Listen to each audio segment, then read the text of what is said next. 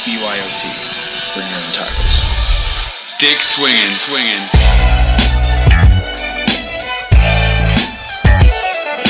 You're listening to American Slacker Podcast. We can say fuck. With Matthew Gertz and Jesse Landers. I don't care, I've been smoking, this is cool. That's a decent amount of sausage. This man needs a doctor! Yeah, I just hope they're tasty. What's up with these clowns, man? Cut the lights and went through people's pockets. Don't you point that at each other. Let them smoke a little. You need to step it up to that point. We're not gonna lead with the. We're not gonna lead with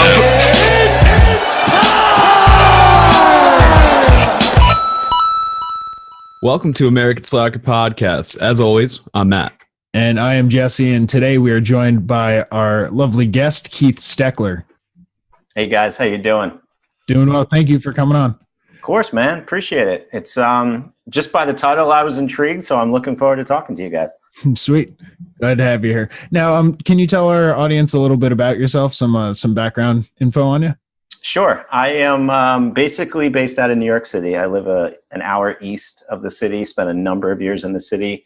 I work in advertising. I've been in the industry for 13, 14 years. And the last handful, I've been focused in digital and social and all things internet. So it's been fun. And it's allowed me to, talk to guys like you on a Saturday night. So I enjoy it. Nice. Yeah. Looking over your website, which is really nice and very sharp, which I would expect from someone in advertising. Yeah, I was gonna say it wouldn't be too good if we were like, your website needs some work. You know? No, nice. It's great. I very much practice what I preach, and I make sure that people do the same. Nice. It shows. Good. One thing that popped up on there, and it seems like it might have been from maybe your earlier years, like before you got into advertising, was the Cirrus apparel, if I'm pronouncing it right. Yes, Serious. There you go, because it has the exclamation point, so I know I'd fuck it up. Fair enough. Yes, that is. I don't know, like any other American male in high school, college, had a bunch of friends and bands. And any we would recognize by name possibly? Let's see. Who did it? So this was when I was in Virginia Beach. And so let's see who was there. So Copeland came out of Norfolk, Virginia, who actually are just reuniting actually. Oh wow. And let's see, some good buddies went on to form a band called Conditions, which was on Good Fight Entertainment. So it was fun. And I have a really good friend who stayed in it and is now a professor teaching jazz music. So music has always been, a thing. But I think years and years ago when this, took off, I just went to one of their shows and just started asking, how does this work? Do you guys get paid and how much do you get paid? And finding out that these bands were basically just doing it for free. And there was a door cover. I paid myself to get in the door. And so how is it that you're not making any money? Right. And so I just said, let me book you. The next time this bar wants to book you, give them my number. And I started booking bands and just kind of figuring it out along the way. But basically whoever brought in the most people or sold the most tickets got the most, cut of the door, and just worked it that way. And that evolved into shirts. And then you just wake up one morning and you have a bunch of, shirts you've designed. So it was more of a t-shirt line that we then started, moving into more of a clothing line with things that were t-shirts and women's stuff. And it was fun. I mean, it taught me a lot about business and marketing, and I had to build my own website. And it actually ran, towards the end, ran all the way up through, my first year of college. And I found I was more interested in learning and teaching myself HTML than going to, economics 101. So it was a hell of a ride and taught me a lot. That's really cool. That's a cool way to get into it. Yeah. And I think, I never really, even advertising, I didn't go to school for it. I went to school and took the business track. And I found everything that I've really picked up that has been of value, I've taught myself, or I've figured out how to learn it. And so even now I'm messing around with the website. I mean, the website's built that I have now, my personal one's built on Squarespace, which I absolutely love. They make things very approachable and easy for people, but I'm still finding that I'm jumping in and trying to code a little bit or try to dust off my HTML skills. So it's right. been fun. Yeah, I used to do a little bit of that back in the day myself, man. It's definitely intriguing getting into coding and like the customization. Nowadays, Squarespace, they like make it so easy. You don't have you don't have to even rely on coding. It's crazy. We use it as well. Shameless plug. There you go. Yeah, we love it. Not a sponsor yet, but we'll see. Well, if 3 people are talking about it, we can't be wrong. Very true. Now, what is your current business? I know you're not hauling T-shirts anymore. No, no. I got to a point where it was like, all right, are we going to try and do this, or let's just close it up? So we closed it up a number of years ago. I've been in advertising and marketing since. I work for an agency called MKTG, which is mainly experiential. So anything that you physically encounter with a brand, whether that's if you go to a sporting event or a music concert and there's a physical space that's been built, that's experiential marketing. But I work primarily in the sports and music side of things, and then with that we are building digital and social components to things. So apps, websites, a lot of content these days, a lot of short form video content that exists in social. And more of the Instagram, Snapchat kind of area. Correct. A lot of social content and strategy is what I've been doing the last 3 years. Yeah. And small increments is like the key these days, it seems like, with small attention spans. Yeah, that's absolutely true. And then, I think people will still watch long stuff. There's a tweet that I'm probably going to butcher it, but basically, everyone has a very short attention span, but we will sit down and binge Netflix. So there's converse, ends of the spectrum of like, it is true, but at the end of the day, we still will watch something long form if it hooks us and has our attention. Yes. That's very true. Yeah. It's crucial in the first beginning, right? Would you say, as a marketer, this is something we've been talking about ourselves. It's like, if you don't catch somebody in the first 5 minutes of whether it's a video, audio, right, you kind of lose their attention span. You waste the 45 to, hour and a half of the rest of the material, Absolutely. And especially with the feeds, I mean, you're literally trying to get something that's going to stop somebody from scrolling. Yeah. And with video, it's very hard. I mean, upwards of 90% of video is listened to without audio. So if you're not, and I just saw a guy tweet the other day, I don't know if it's K Jewelers or Jared, it's a jewelry company where if you watch the commercial with the sound off, it is terrible, because it's that ad where he's asking the little boy if he can marry his mother, but the mom's not in the scene. If you watch it with no audio, he's proposing to a little boy. So that's really weird. A very good lesson of make sure you're listening to your shit without sound, and does it make sense? Yeah, because a lot of those play in waiting rooms and stuff like that, and people aren't really necessarily listening. Yeah. Did that old man just propose to a child? Right. It'll get people talking if that's what you're after, I guess. Yeah, I guess you really do have to take that whole 360 approach of looking at it from every direction. Listening to without the sound, I would never even thought of that, but it makes so much more sense when you put it into that perspective. Yeah, you have to. Is this going to make sense? Because we get so close to it, we think, of course, people are going to give a shit and put their headphones in and listen, but they won't. So does it make sense if somebody's watching this without any audio? Right. Yeah. And now if that's something that sort of defines what could be a bad marketing campaign, what would you say defines a successful one? Ooh, good question. So it really is, you can tell that they have planned out, should this be a success, what are we doing? I go back to the original Old Spice stuff, the more recent, when they had the Old Spice guy. And then within a few days, he was on social answering your questions. Okay. So they either knew that this was going to be a success, or they were quickly scrambling to do something to capitalize on it.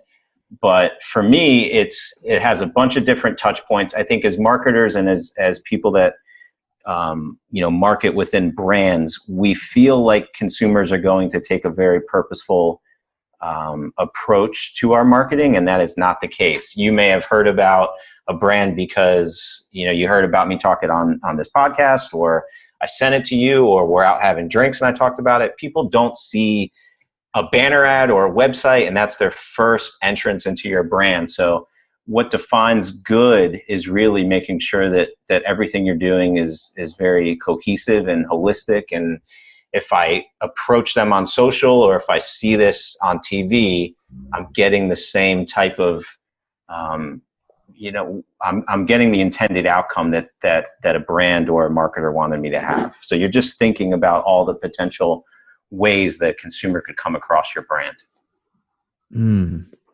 True. Yeah. It's almost it speaks to an authenticity to the brand in a way.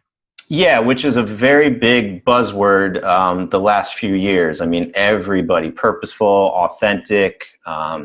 Yes, true. And I think it's mainly been driven by consumers are just tired of the bullshit. And I think we're looking for, to make meaningful connections. Our time is short.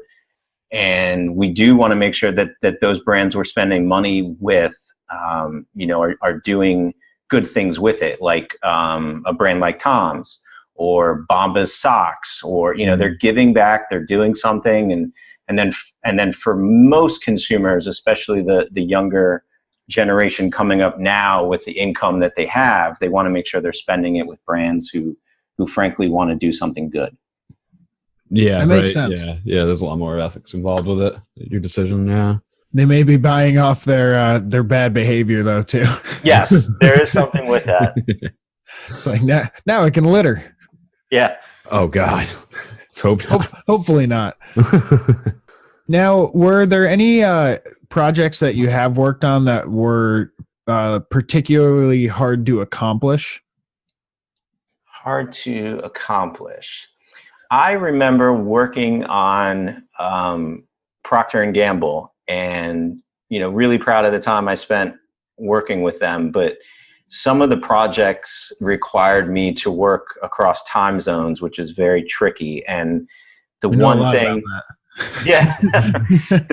the one thing I learned, again by experience, nobody told me, because I had to work with somebody in Asia, and the time difference was just so outstanding. But I don't know, it must have been, during the day for me. And so it was very late night, early morning for them, but I had sent something I needed them to do, and I did not tell them when I needed it done. And I quickly learned that in Asia, they will work until it is done. And I got a 1 a.m. or 2 a.m. email from this guy who said, I've been at the office all night, and it was not urgent. Ooh. And I did not, after that point, I know how to work across different time zones and be considerate of cultures. But I tell that to people now if they do have to have a similar working relationship. But nobody had told me, and I just didn't know. So I said, hey, I need this. And I guess I relied on more American culture of this doesn't sound like priority. He didn't tell me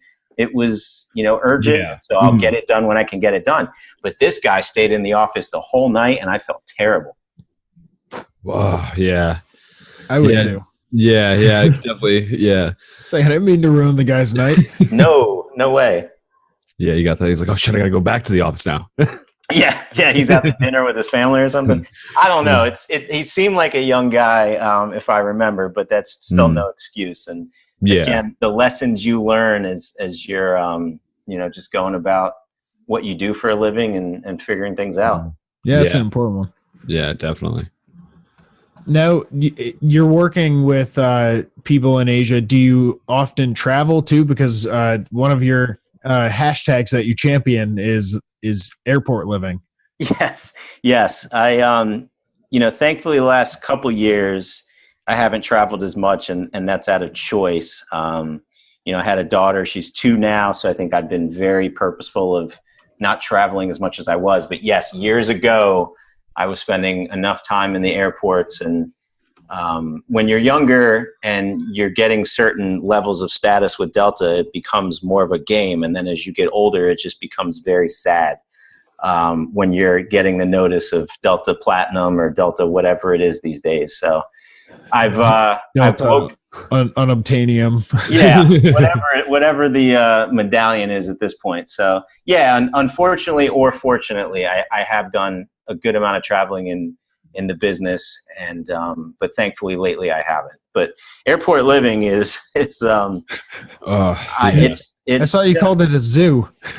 I'm fascinated by the airport. I think people are terrible and disgusting in the airport and on airplanes. So I love documenting it. Now, I was not the first to use the hashtag, but I am certainly the one that champions it the most. And I've been doing it for, I think, 5-6 years now. Oh, wow. Yeah, you definitely got some time under your belt. Yeah. What's the worst thing in all those years that you've like ever seen? You gotta have like a good one.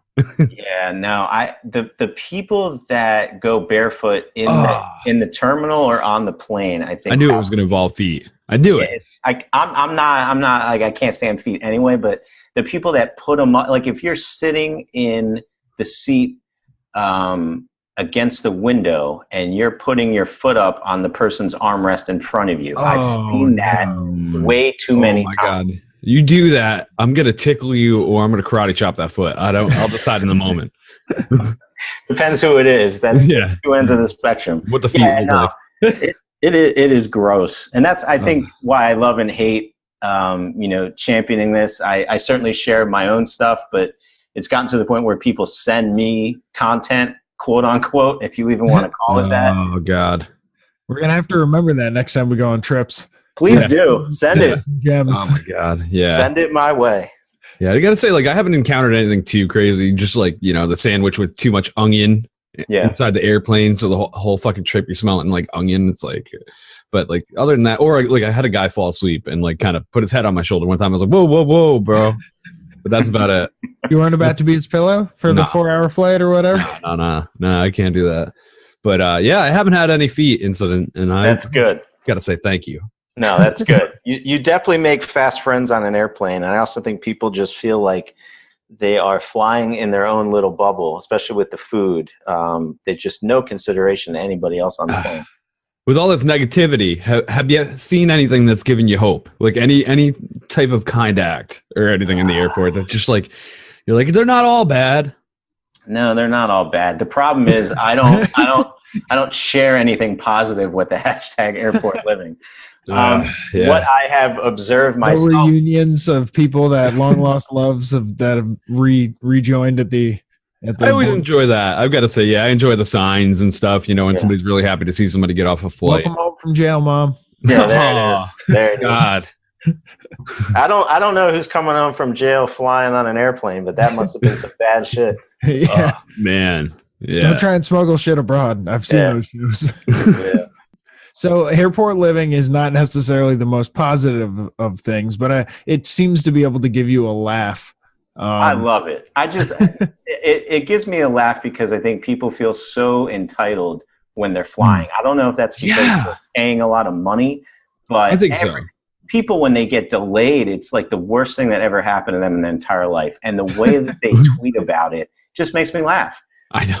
Yeah, it's like they're the only person getting delayed, not the other 100 fucking people that are riding that plane too, That's right. You want the CEO of Delta to fly in a helicopter and be like, get in, I'll take you myself. Yeah, like it could be worse. You could be a doctor on your way to do like a fucking really important surgery to save somebody's life, and now you're fucked. Everything's workable in life. Yeah, I think that's been the biggest lesson to me is it's not the end of the world. People treat it like it is, but I just try to bring some enjoyment out of it. And, the fact that it's continued this long, I just keep doing it because every day there's something new to talk about. So I don't think I'm going to be, short on content anytime soon. Sounds like there's a book deal in the future. Yeah, I don't know what I want. It would be a nice coffee table book as I flip through the tweets that I've retweeted over the years. Sure. That'd be pretty cool. I'd buy it. Yeah. Great. Let me get on Amazon. Great aviator passenger. Yeah. Man, you got a favorite hub? Is there like an airport that like we should stop at if we got to make a stop? Oh, good question. Flying out of New York, honestly, is like flying out of a third world country. I mean, you would expect. I agree. I have to fly out of New York every time, like whether it's JFK or fucking, God forbid, Albany. No, it's terrible. LaGuardia is absolutely terrible. They are always doing something about it. I think I read Denver was voted the best airport. Atlanta is ginormous. There's so many of them now that are treating them like malls. I don't know who does like actual casual shopping while they're just waiting on their flight to take off, but that seems to be a thing that's sticking because they haven't stopped building these malls and airport terminals. Yeah. The craziest one I've seen is Vegas, like with gambling and smoking. It's like a fucking Wild West airport. Yeah. I love Vegas. You're right. Good one. Yeah, that's a weird one, man. It's like, and I heard is it Dallas Fort Worth in Texas or something? There's a pretty big Texas one that, like you said, it's very mall like. Yeah, it's probably Dallas Fort Worth. I think that's probably Southwest's hub or something. But yeah, probably it's interesting to see it become like you said, a shopping hub. Like I wonder if they're gonna start making the layovers longer just to feed a little bit of more money into the system. Pump some more capital in there. I mean, my favorite is the stores that sell luggage. Like, did you forget or what happened?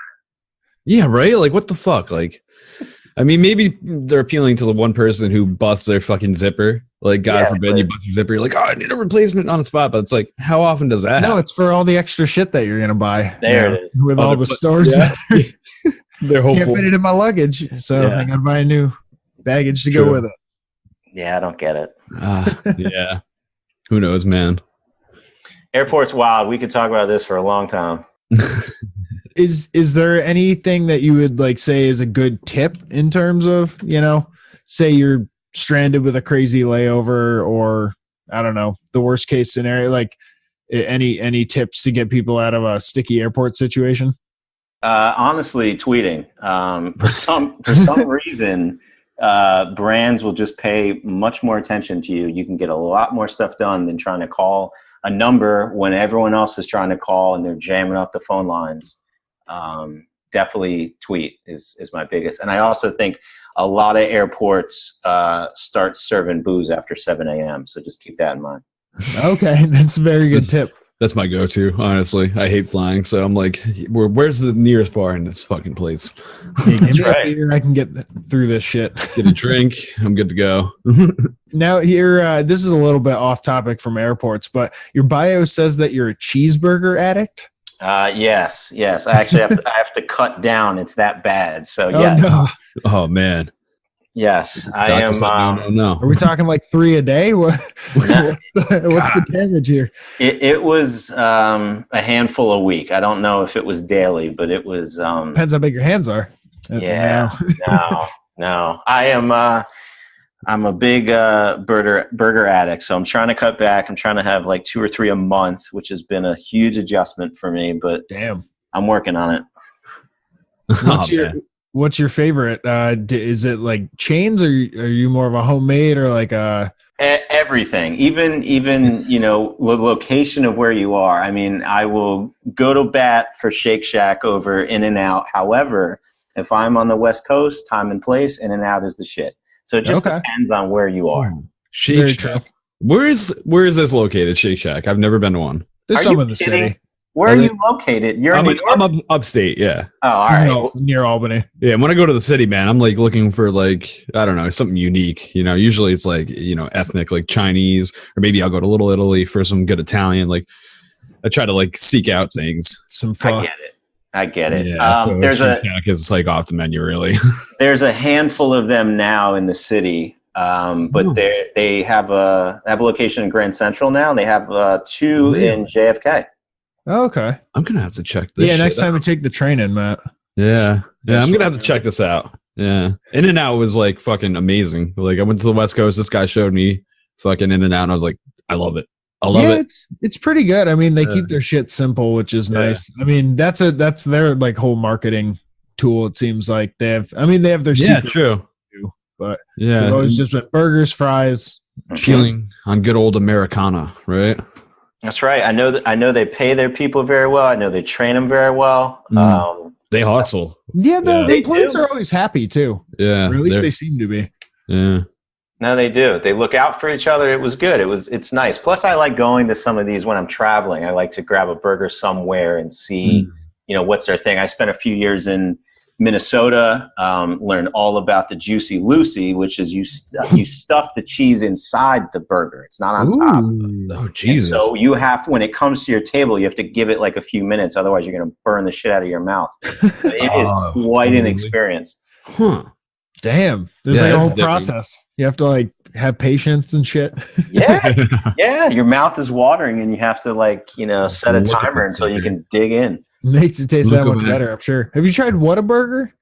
I have not. I haven't been anywhere where I could, but I'm looking forward to it. Yeah, see, I haven't either, but I've like heard it talked about by friends of mine that are from Texas or like Texas natives, and they'll eat in and out every day, but they'll still be like, nope, Whataburger is better. But I think that might just be a Texas thing.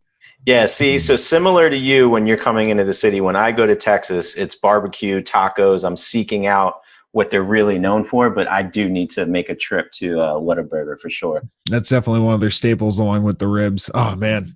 Don't get us talking about Sorry. food. Once we start talking about food on the episode, it doesn't really diverge from there. All right, what's the next topic? Hit me. You're involved with a campaign against Train a couple years ago. Oh, Christ. We wanted to touch on this I on the had show. a feeling this was going to come up. Yes. I to this day, if Hey Soul Sister is played, somebody will text me, and I cannot escape this fucking song. But yes, years ago in its heyday, Hey Soul Sister was everywhere. It was inescapable. I'm sure you remember where you were. Yes. And I was watching television. I'm sure it was NFL or something, and 2 commercials back to back had the same song, and I was like, "This is ridiculous." So, working in advertising, I started a blog. I think at that point it was probably on Tumblr. Just started, chronicling all the ads that were using the song, and then imploring that my colleagues in the industry no longer do it. And it just took off. It was fun. I mean, everywhere from CNN to Entertainment Weekly to big time publications I never thought my name would be in was talking about me and my buddy Brad Myers, who I never met. And we connected on Twitter and just griped about the same band and the same songs. And here we are. So, yes, that was a few years ago, but was a lot of fun. Oh man, yeah, that song. That's got to be one of the worst parts about being an artist. Like, it's like, yeah, like it's great to get the hit songs, but what if you write that hit song that turns into one of these songs that's just like every time somebody hears it, they're like, this fucking song again. Why? Gonna lose some glassware when every time Train starts playing. They get like death threats over it. They're like, holy shit, I was just trying to write music, man. Well, I think they can probably hide out in their palatial mansions that song very true. bought them, and it's Hopefully. Because I mean, before that, they were living off of what? Drops of Jupiter? Yeah. It was probably a decade they were going for. Yeah. Like a good decade. They were like 90s alternative, and then all of a sudden it's like, who the fuck sings this song? It's like, oh, it's that band Train from the 90s. It's like, oh. They had that one coasted on Drops of Jupiter for a bit, and then once the money ran out, popped on their little conductor hats. And I assume they wear conductor hats since the I hope. band name is Train. The theme of it? Yeah. Popped out another terrible earworm. Yeah, it was fun while it lasted, but like I said, I can't escape it. So I had a feeling you dudes would bring it up, so appreciate it. It's a very interesting story that you're involved with. At first, I just thought you hated the band Train, like just in general, but like at least it has a genesis. Yeah. Oh yeah, and you can look at many a publication that goes into depth of why. That's funny. So you had mentioned earlier that you work in a lot of like short form media. Is Instagram one of the bigger players in that? Because I feel like that's probably the one that's exploding the most. Absolutely, yeah. I mean, years ago when Facebook was really ramping up, a lot of brands were putting a lot of their stuff on Facebook, and that was back when there were tabs and people were putting much more video content on Facebook, and they were running contests, and even brands were like gating the content until you liked their brand just to drive up the number of followers. So we would get all sorts of questions about, do I even need a website? I mean, why don't I just put everything on Facebook? And so that lasted for a little while, and Facebook went the way that it has. And now it's no secret that because they own Instagram, you're seeing a lot of the same stuff happen. Instagram, to me, is very much a website for a lot of brands. There's been a ton of them that have launched on Instagram. Everlane clothing. There's Glossier, which I just heard on a podcast this week is actually going to start their own social network. So here's a makeup brand that started on Instagram, no website, and got huge, and now they're going to start their own social network. So that's interesting. Yeah, Instagram is ton of options, especially with stories and live and the grid. It's like, where are you going to put this content? What are you doing? And then in stories, if you have over 10,000 followers, you can include a link to that item or your website or whatever it is. So it's really becoming a website. Yeah. And now they have like a built-in shop option, I believe, too. So you can set up a shop. I'm not sure if it's through a second party, company or whatever, but yeah, I've noticed that like on all of the main websites, like, or the main Instagrams of like clothing, apparel, stuff like that. It's like right to their shop. Boom. So it is becoming more like Facebook in quite a few ways too. Yeah, it's certainly no secret. And I think with the two founders who stepped down from Instagram, a lot of the story was Facebook was starting to sink their Facebook teeth into it. And they said, you know what, this isn't what we, signed up for. And inevitably it's always going to be that. But, Facebook's been losing so many young users. And so if they didn't have Instagram, if they didn't have, some of the other properties that they own, I think they'd be in a different situation. Yeah, that's true. They definitely make it harder for, individuals like a podcast like us to reach out compared to Instagram. We can reach out way easier on Instagram to our listeners, to finding new people, new podcasts. And even with the live portions and like the videos you can do in stories, it's becoming a little bit like YouTube in a way too. Yeah, I mean, Instagram TV. Now, it's interesting that none of us mentioned that yet, because that's been a colossal failure, it seems. Yeah, definitely. Well, the whole orientation of it is just horrible. The way you can plug in videos, it has to be a certain orientation, or you got to modify it before you put it in. It's a pain in the ass. Yeah, no, I know a lot of people that tried it when it came out, and they couldn't tell me the last time they opened it. So I put one video up, and I was like, I'm done with this. Yeah. They got a lot of work to do. I was listening to somebody who's on their product team say that they're experimenting with some things naturally, but one of them may be that you get a notification through Instagram around this time of night, 7, 8, 9 o'clock, when they think you're just hanging out, relaxing, and you want to actually watch some content sequentially. No, they're trying to figure it out, because it's no secret people aren't using it. And it's weird that the stories are such a hit instead. It's like the short form works so much better on Instagram. I see people just flipping through endless, Instagram stories, watching that. Yeah. Yes. Stories is something. It's actually, 40, I think it was a stat this week or last, 40% of the time spent Instagram currently is being spent in stories. Wow. That's wild. Yeah. Honestly, it pulled me from using Snapchat, really. I don't need Snapchat at all, because the same people post the same shit on their Instagram story. So it's like, I don't need it anymore, Yeah, what a lesson in tech of like Facebook can take whatever they want and with their user base completely succeed at it. Yep. Just steal the idea. It probably killed Snapchat once they started doing that story. 100%. Yeah. Are there any hidden like gems that are on their way, up that you know about? Now you're going to make me feel old. Snapchat was the first app that I was like, all right, I'm done. Like, I didn't get into it. I downloaded it given what I do. I have not posted a single piece of content since I started on the app. And, I was pretty fascinated with HQ trivia for a while, just because of... No, same here. Yeah, we played it. Yeah, I mean, you started to get sucked into it, but then, in what I do, just sitting back and going, okay, there's no advertising, but you know a brand's going to jump in here soon. And right now they're just proving to a brand that they can get 1 million people at the same time to engage on an app. Yeah.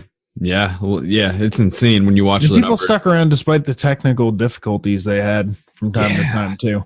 That's when I dropped. Once I started getting glitchy, and there was one time where I answered a question and it froze and then it said it was wrong. I was like, I'm out. Yep. Yeah, I had that happen before too. Yeah.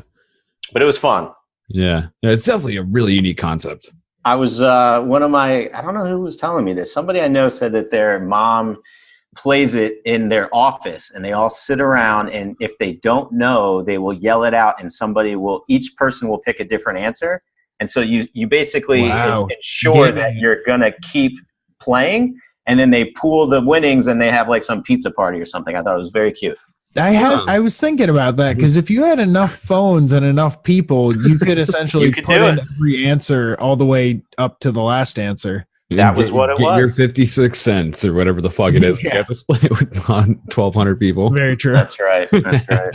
So yeah, it'll be interesting to see kind of what the future holds in terms of what's going to be a competitor to Instagram, if there even is going to be one, or is there going to be something that changes the game entirely, and Facebook just buys that.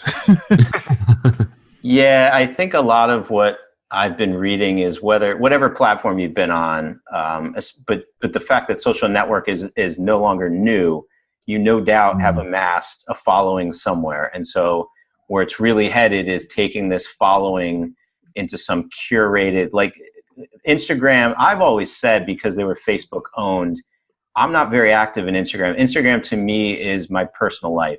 I've got pictures of my kids, my family. I don't let a lot of people into that. But what I never understood is, because on Facebook with all the privacy settings, I could post something publicly. I could post something that only 3 people see. And I never understood why Instagram didn't sort that out, because I would have thought, at least for me, I would be more active. I think I'd probably speak for a lot of people that are lurkers on Instagram and would do it more if they could control the privacy. So now with stories and this close friends thing, I think that's where things are going. You're going to take your curated list and followers, and it's no longer about the followers you're going to amass, because you pretty much already have. Yep. What content are you now going to share with them? And I think that's something, with, like, as soon as I saw that the other day, my mind as a podcaster went to a Patreon. Anyone that's supporting the show or friends of the show now gets added to that close friends list, and more content gets pushed out through that. That's right. That's right. I don't know if you caught it. I think she was an artist or some type of designer, but she was gating the close friends to, you had to Venmo her like $20, and then she would do something. And she actually made like a couple $100 overnight. And that could be an interesting way that brands or creators like yourselves use close friends, like the premium content, the way Snapchat has been, where you have to pay for that, and you get the risque content from some content creators. Yes, I think Instagram. You said yes way too fast. I think Instagram. I was thinking the same thing. I was like, this guy way too fast, but. Hey, what I do with my paycheck. All right. Fair enough. It's America. That's why you're still on Snapchat. Okay, I see. I get it. You have a big smile still. I get it. You got to see the things they do, though, man. All right, you're fair enough. I'm not seeing what you guys are seeing. I think that could be obviously an unintended use, but it could be one way to really monetize. What you have going on. Yeah, definitely. I'm wondering when the IRS is going to start cracking down on that stuff. It's going to be a while. They can't even figure out the influencer stuff. I mean, that's been a mess for years. People, promoting products, not disclosing that they're doing it. That's been the Wild West for a number of years. So until they sort that, I don't think they're going to sort this out. Yeah. It's a very free market still with a lot of this online influencer business type of stuff. Oh yeah, well it's just blown up. I mean, realistically, it's only 15 years old. Like the viral thing has been real. I mean, you can't really. And between now and when it started, it's a totally different beast. I mean, maybe 20 years if you want to be really gracious about it. But the last 10 years have been amazing to see what an individual star, such as somebody who's come from like nothing but Instagram and YouTube fame. Like we talk about Supreme Patty. That's one guy who's yeah. The little stoner kid who's like putting hot sauce in his eyes, shit like that. You got Daddy Longneck, the kid that has like some kind of deformity, but he's fucking hilarious. It's all just like viral sensations, capitalizing on whatever Big Dawes TV they had was. Yeah, there's so many like individual ones, whatever you're looking at. It's amazing to see like how much wealth and status they can gain nowadays just from the right spark. Oh, they're selling tickets for meet and greets. And dude, that's the amazing thing. Like that rapping kid, Froggy Fresh. He had like fucking snot hanging out of his mouth. Tosh.0 covered him. Yep. And then all of a sudden now the kid's touring. He's changing off from being that persona to an actual musician. Like Tyler Cassidy, I think his name is now. If he can spin it, I guess, right? Yeah, he's just using that actual like fame to transition to a normal life of like, now he's going to be a musician, and he's already got, 1 million followers or whatever. So how easy is it? Record labels are probably knocking. It's crazy, man. And 3 years ago, he's a normal dude sitting at his mom's house. It's made, things so accessible.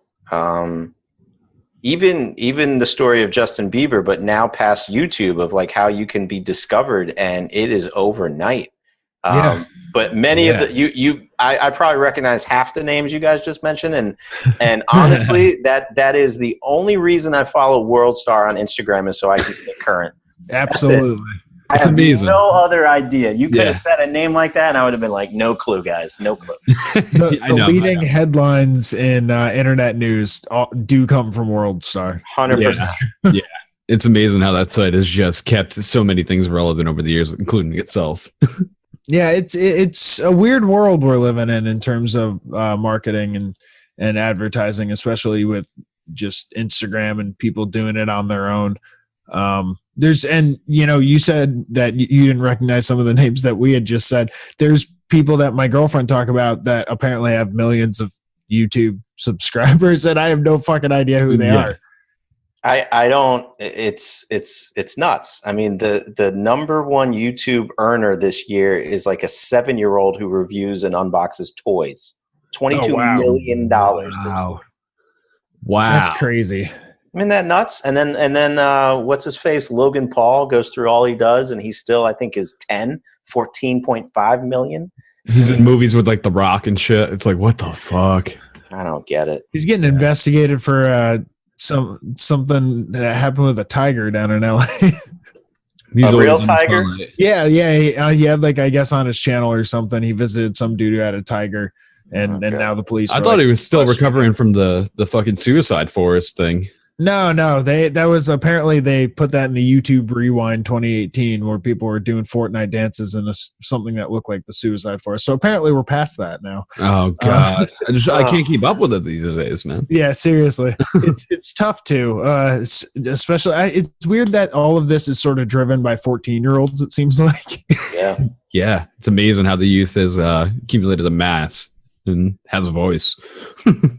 I like trying to tap into the ways that they're using social and digital in unexpected ways. And the most recent has been they will use a private Instagram as a party invitation.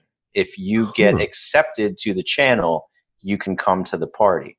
So what an interesting way of, flying under the radar and using a tool that all of them are using. But also, if you want to take the stance of, if they're bullying kids, who the hell knows? But if you're not getting into this party, you don't even get access to the page's content. You have no clue what's going on in there. Yeah. No clue. You're so removed. You have a black market ran through this operation. 100%. Yep. Yeah. Wow. That's crazy. Would have never thought of that manipulation. They're like little prisoners. You give them anything and they're just going to turn it into some illicit fucking business. Oh my God. That's it. Yeah, because realistically, who's going to be able to tap in and market it, or who's even going to know that it's worth okay, we need to figure out what's going on behind this wall. Right. Whoever's running this little show just has to have high security, I guess. Yeah. It's up for a week and down the next. Who knows? Right. Popping up all over different IP addresses. Well, Instagram mafia. Yeah. That's crazy. So, were there any other things that we didn't touch on that you think really define Keith that we should mention? I'm almost scared of what door I'm going to open next. So no, I think we've done a wonderful job. I'm happy we got the airports in, we got the cheeseburgers in. We talked about digital and social. I knew one of you guys was going to bring. Can't leave train out, man. I know you want to skip around it, but purposely trying to leave it out. Yes, we covered everything, and I think that's why we say that towards the end. This was fun. No, it was fun. I appreciate it. Always leave them wanting more too, right? That we can always have you back on to tell more stories about barefoot people. Oh god, putting their stanky feet up on armrests. I'll send you photos next time I get them. Definitely do. God. So where, if people wanted to follow you or anything, where would they be able to do that? Well, if you're interested in getting barefoot photos from the airplane, you can follow me on Twitter. That's Keith S. Keiths as in Sam. Awesome. And we also have your website too, if we want to throw that out, is keithstoeckeler.com. And yeah, good luck spelling that. Just find me on Twitter and it's linked there. There we go. That'll make it easier. Let's see, just get around. Oh, yeah. All right, people, if you want to check us out, stop by the Facebook page, American Slacker Podcast. You'll find the American Slacker group where you can chime in with slackers just like yourself. Also, stop by Instagram, American Slacker Podcast. You'll find us there with the promos for each and every show, and also aspodcast.com. You can also find us on Twitter and Reddit at AMERSLKR Podcast. All of our bonus content and stuff is going up on YouTube now, so go check that out. Please subscribe to us on YouTube, rate and review us on iTunes, and also tell a friend about the show. And if you wanted to get in contact with us, send us an email, americanslackerpodcast@gmail.com. And you can also find us on Spotify, where you can listen to the show and find a playlist with artists that we've featured on the show and had on the show. American Slacker Podcast, you'll find us there. You can help out the show by becoming a Patreon sponsor over at patreon.com/American Slacker Podcast. Keith, thank you so much for coming on. Hopefully you'll come back again soon, and we'll be able to talk to you more about all this crazy marketing and airport living. Guys, it was a pleasure. It was a lot of fun. Certainly appreciate it. And no doubt, the next thing that pops up, give me a call. We'll deconstruct it. I would love to. Sounds great. Pleasure was ours, man. All right, guys. And, thank you, everybody, for tuning in. Until next time, that's it. There you go.